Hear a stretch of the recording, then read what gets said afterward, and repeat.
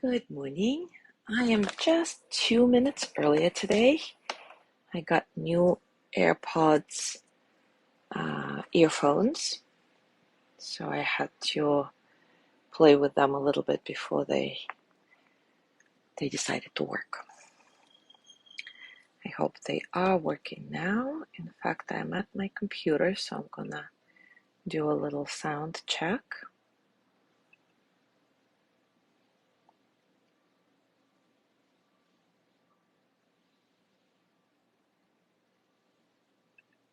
Phones.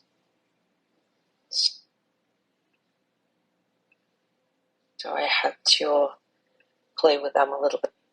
Seems to be working fine.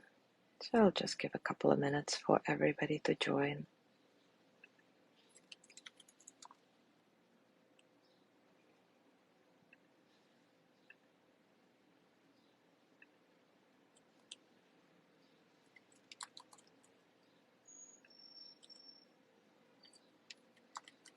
Good morning, Judy.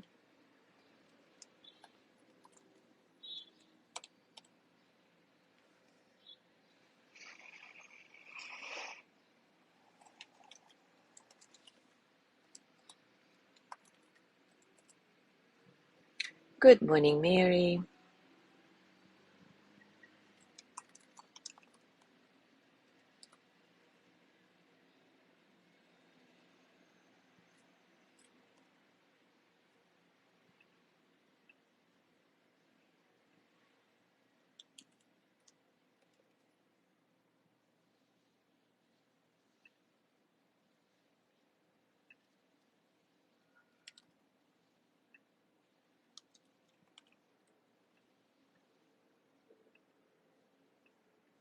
I'll just give it one more minute since I showed up a bit later than usual. Let's see if anybody else wants to join live, and then we're going to go into the practice.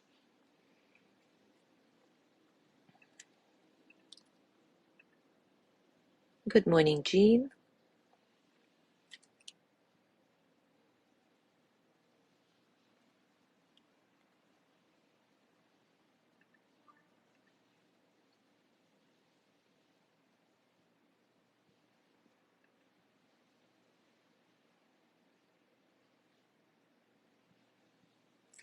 All right, let's start.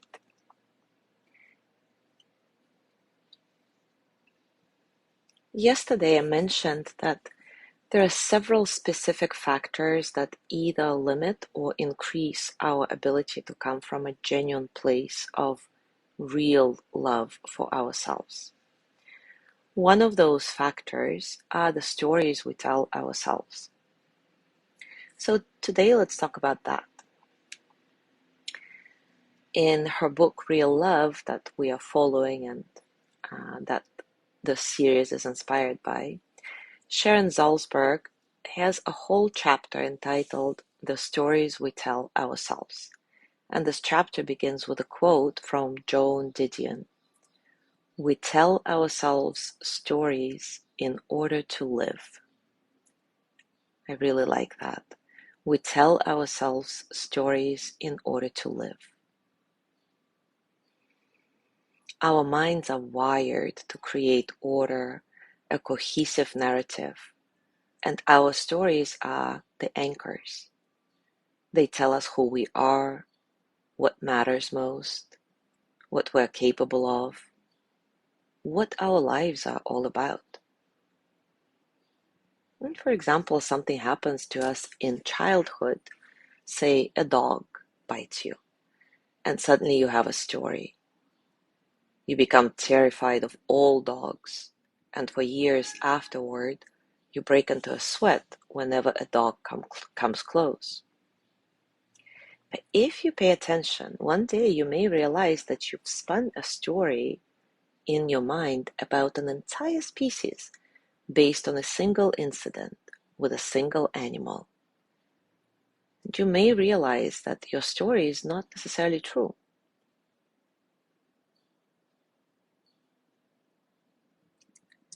The stories we tell ourselves are the central themes in our psyches. For example, if you are a child of an emotionally needy, alcoholic parent, you might conclude unconsciously that it's your job to take care of absolutely everyone, even to your own detriment. If, as an adult, you are diagnosed with a serious illness, you may actually believe it's your fault and create a story around that. Like, damn, I didn't eat right all my life, or yeah, makes sense, I stayed too long in a toxic relationship. And until we begin to question our basic assumptions about ourselves and view those assumptions as fluid and not fixed, it's easy to repeat established patterns and out of habit reenact old stories that actually limit our ability to live and to love ourselves with an open heart.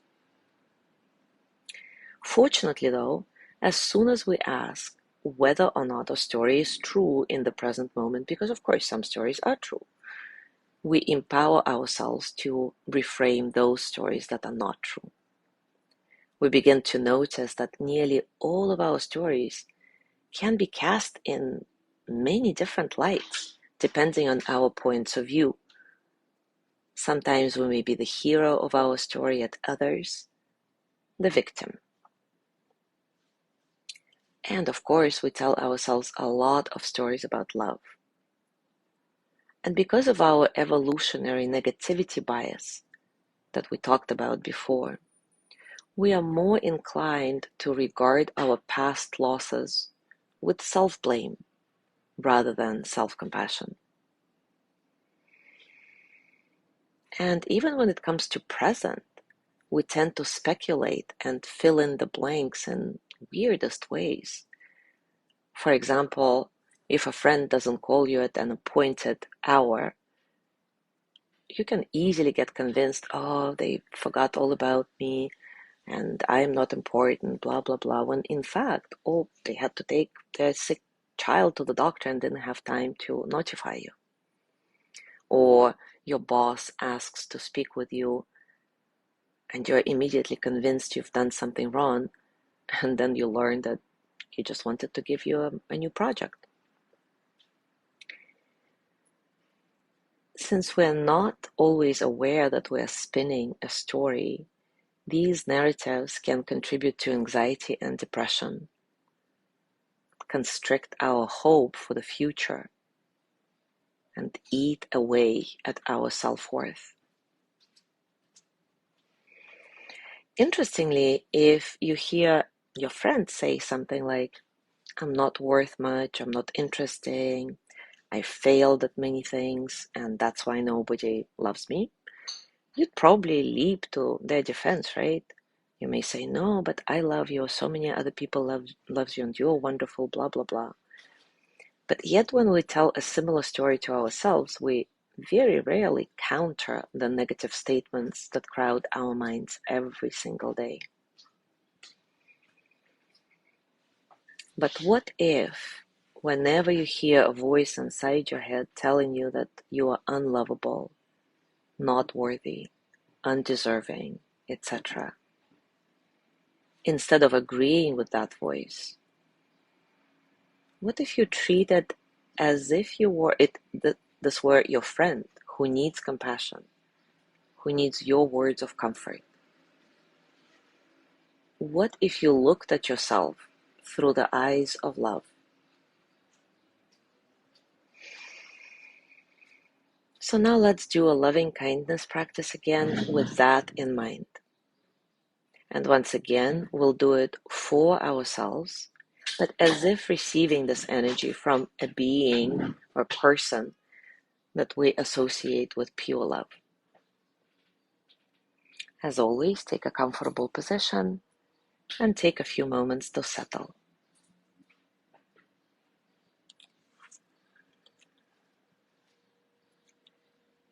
Settle into your body, into your heart, your mind.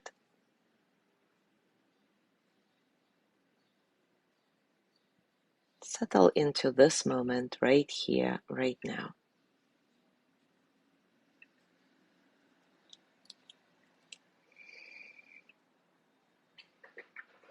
Let your breath be nice and easy, soft.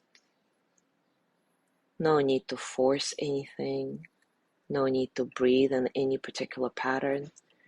Simply feel your body breathing itself in and out.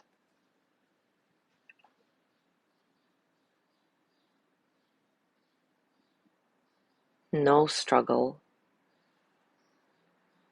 Allowing all the experiences of the present moment to pass through you as energy.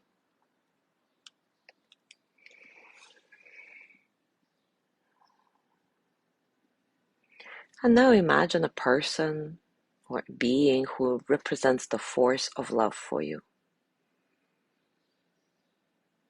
Maybe it's somebody you admire or somebody who has helped you in the past. Maybe a historical or even mythical figure. Maybe a pet. Just get a sense of their presence. Maybe visualize them or say their name to yourself.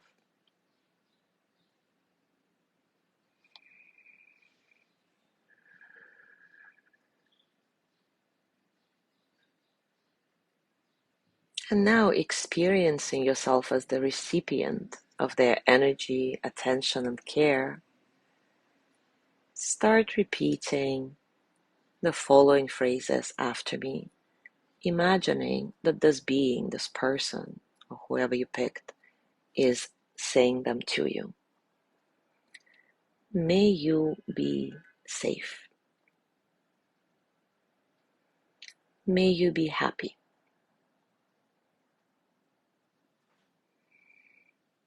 May you be healthy. May you feel at ease. I'll be silent for a minute or so now, and you can continue repeating these phrases or maybe some other words that are expressive of that which you would wish the most for yourself at the moment. Your deep heart's yearning.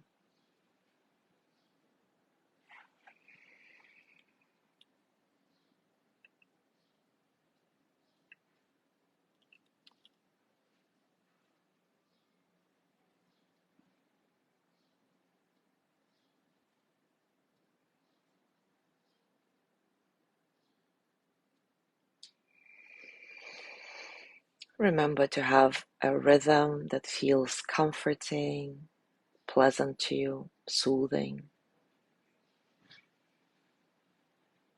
And whenever anything arises, whether it's an emotion or physical sensation or thought, give it a moment, acknowledge that you've been distracted by it, and then come back to your phrases using them as anchor for this practice.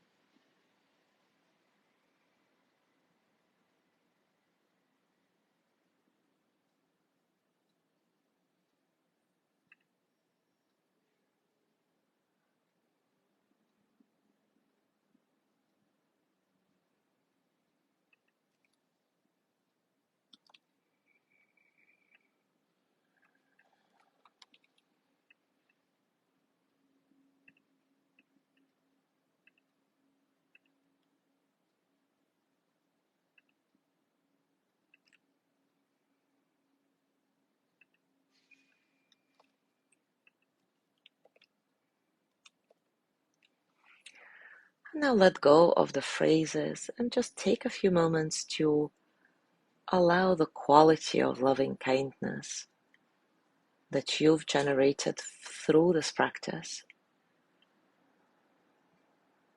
to kind of flow out of your heart into the world. This quality of care, kindness that does exist in this world. It can become part of you and also part of what you express.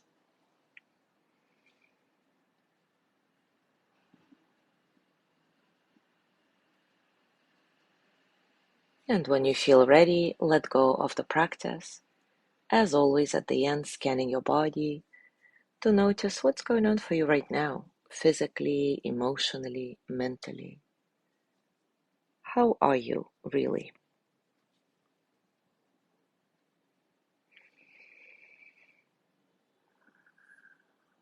And as you go through your day today, I invite you to start noticing all the stories you tell yourself about love, about your ability to love or be loved, about your self-worth, what you deserve, what you don't deserve.